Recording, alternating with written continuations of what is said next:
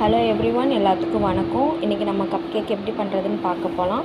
So ரொம்ப ஈஸியான பொருளை வச்சு நம்ம பார்க்க போகிறோம்.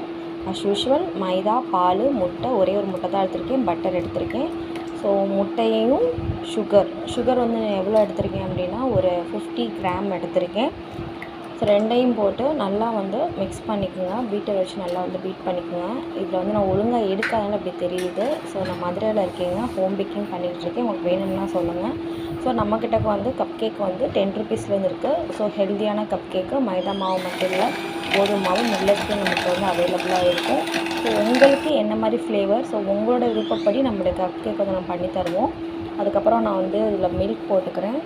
அதுக்கப்புறம் உருக்கி காய வச்ச உருக்கின பட்டர் போட்டுக்கிறேன். அதுக்கப்புறம் மைதா மாவு, கொஞ்சம் மைதா மாவு போட்டு நல்லா இந்த மாதிரி விஸ்க் வச்சுருந்தீங்கன்னா இந்த மாதிரி நல்லா பீட் பண்ணிக்கோங்க. அதுக்கப்புறம் சாக்கோ சிப்ஸ் போட்டுக்கலாம், இல்லைன்னா டூட்டி ஃப்ரூட்டி போட்டுக்கலாம். அதுவும் இல்லாட்டா நட்ஸ் போட்டுக்கலாம். ஸோ உங்களோட விருப்பம்னா. அதுக்கப்புறம் இன்றைக்கி நான் அது இந்த ஒரு டிஃப்ரெண்ட்டான மெஷர்மெண்ட்டில் பண்ணி பார்த்தேன். ஸோ நல்லா இருந்துச்சு. ஸோ பார்த்திங்கன்னா லாஸ்ட் ஒரு ஃப்ளஃபியான கப் கேக் கிடைக்குது. உங்களுக்கு வேணும்னா